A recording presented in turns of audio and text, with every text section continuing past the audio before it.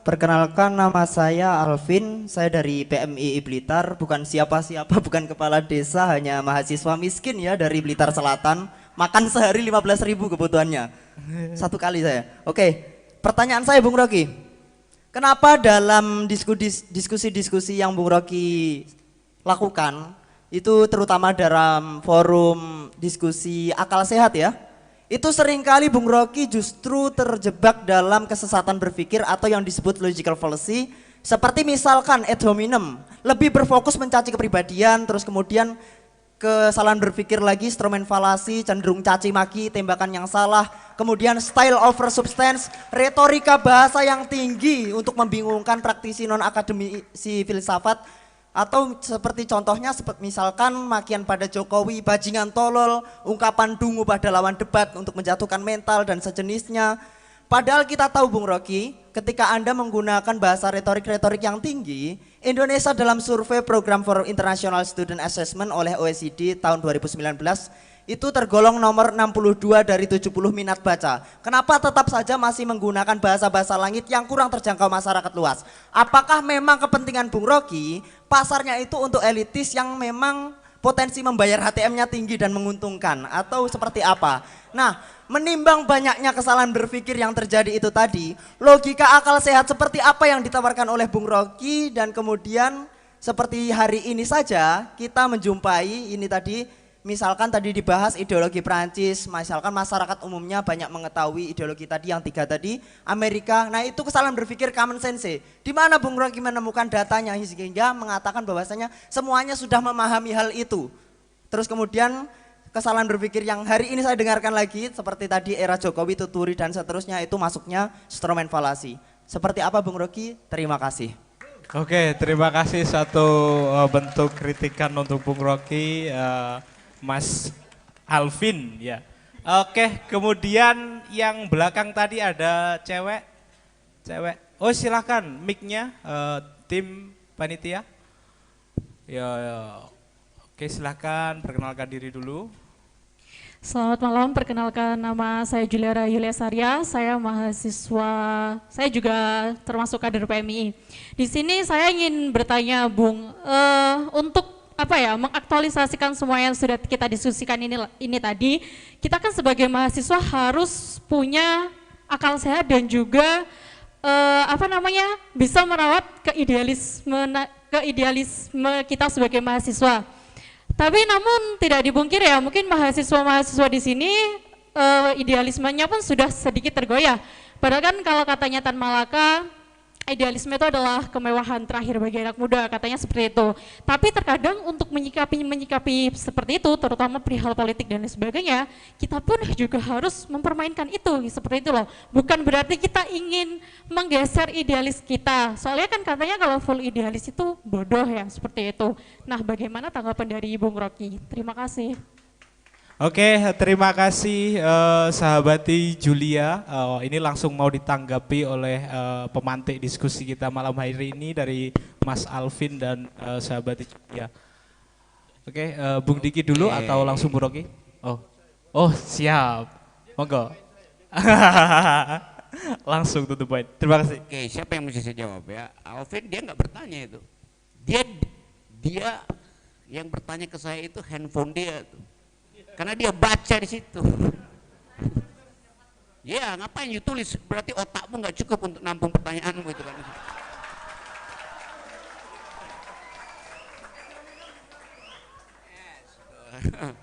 Tapi nanti belakangan ya. Beda dengan Yulia tuh. Oke. Jadi saudara Alvin bahkan bertele-tele dia masih baca HP-nya sama dengan seseorang di Istana Negara yang harus membaca dan salah pula bacanya. Yulia dia ucapkan dengan cara saksama dan dalam tempo singkat-singkatnya poinnya. Itu beda otak laki-laki sama otak perempuan.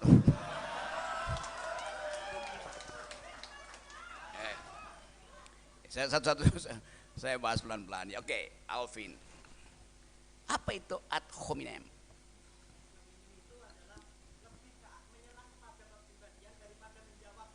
Oke, sampai di situ. Ya, saya tahu itu. Oke. Apakah Presiden Jokowi seseorang atau sesuatu?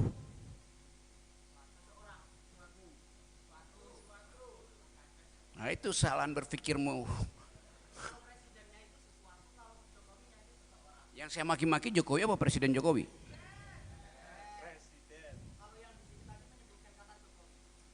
Ya Jokowi statusnya apa? Ya, yang saya maki-maki status dia apa dianya? Nah ini mulai ini namanya dalam logika kesalahan bifurkasi itu. Barusan suruh lakukan itu. You bikin bercabang supaya seolah-olah ada yang benar. Kalau ini nggak benar, yang ini yang benar tuh. Nah itu kekacauan pikiranmu tuh. Oke, jadi saya usah bahas ya. Oke. Sekarang Yuli apa tadi? Poinnya tadi. Soal idealisme itu. Waktu dia mengutip tadi Tan Malaka itu. Alvin tahu siapa Tan Malaka?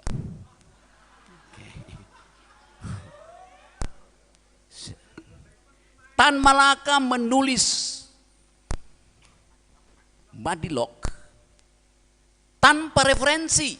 Dia nggak baca handphone Tan Malaka. Dia nggak pakai buku. Kenapa? Waktu Tan Malaka nyebrang dari Jepang ke Indonesia, dia mampir di Hong Kong, di Uber oleh Intel Amerika. Maka semua buku kirinya itu dia tenggelamkan di pelabuhan Hong Kong. Dia datang ke Indonesia dengan memori tentang semua dalil yang pernah dia baca di Belanda, Inggris, Rusia, Jepang. Tan Malaka memanfaatkan otaknya. Dan dia tulis buku itu. Nah, itu bedanya seseorang yang memakai otak sebagai tempat menyimpan memori dan orang yang sekedar memakai laptop atau handphone untuk menyimpan memori itu.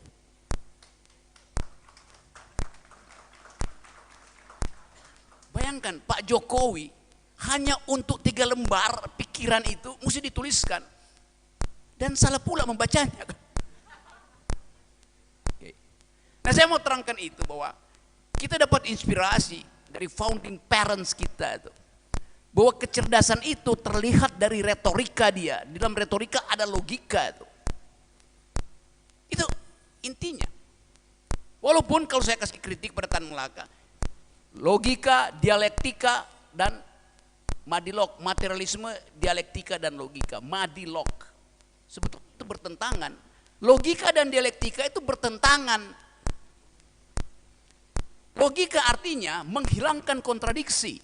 Dialektika artinya menghasilkan kontradiksi. Jadi dari judulnya aja saya bilang, yes, sorry ya, Saudara Tan Malaka, Anda memanfaatkan 2 istilah yang saling membatalkan. Tidak mungkin Anda berlogika sambil Anda berdialektika, nggak bisa. Di dalam logika kita cari prinsip koherensi. Di dalam dialektika kita pakai prinsip kontradiksi. Itu bedanya tuh. Alvin bisa nangkap, jangan ngerokok aja.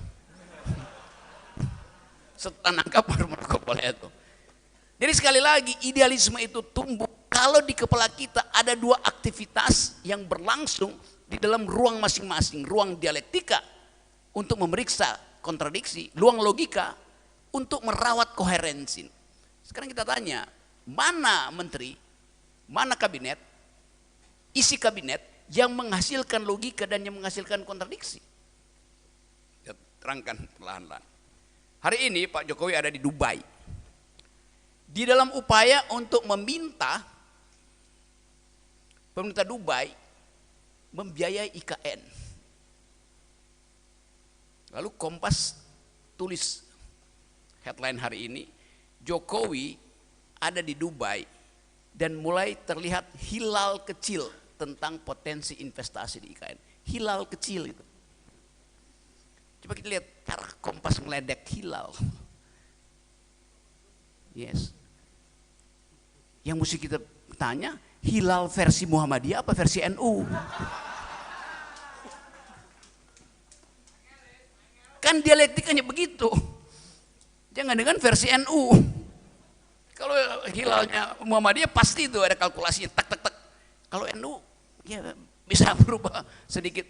Iya, itu soalnya. Jadi semua hal yang kita bicarakan di sini dalam upaya untuk memeriksa apakah kita berpikir dialektik secara transparan, tidak menyembunyikan isi argumentasi, atau kita berpikir koherensi secara logis justru dengan memamerkan keketatan pendasaran argumen. Kan itu intinya di situ. Jadi sekali lagi itu penting, dan ya tadi Pak Diki benar itu bahwa ya oke, mungkin kalau kita pakai itu sebagai ukuran, maka cara berpikir kabinet itu tidak logis dan tidak dialektis itu. Akibatnya ya berantakan kebijakannya kan. Kebijakan pendidikan tinggi ya betul, sebanyak Kementerian Pendidikan Tinggi itu dihapus saja, dikasih ke Muhammadiyah. Oke. Tapi NU akan bilang oke, kalau begitu Kementerian SDM dihapus saja, dikasih ke NU.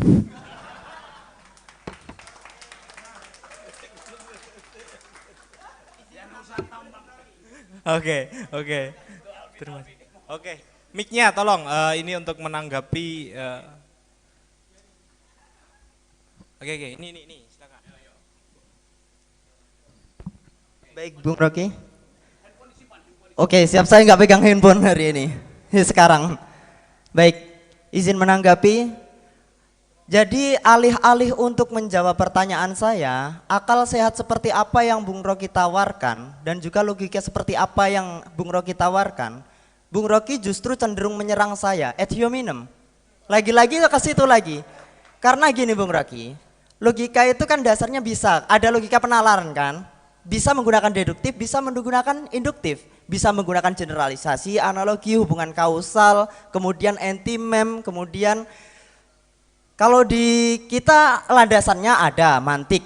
Jadi ya nanti ada kias, mukotimah kubro, mukotimah sugro, ada seperti itu. Nah, tapi masalahnya Bung Rocky, bukannya menjawab apa akal sehat yang ditawarkan, Bung Rocky justru cenderung menjatuhkan lawan dari penanya yang mengkritik Bung Rocky, seperti itu. Kenapa hal itu masih terus-terus diganggukan sedangkan Bung Rocky masih juga mempromosikan ini loh akal sehat. Nah, terima kasih Bung Rocky. Oke, terima kasih Mas Alvin. Mohon langsung ditanggapi Bung.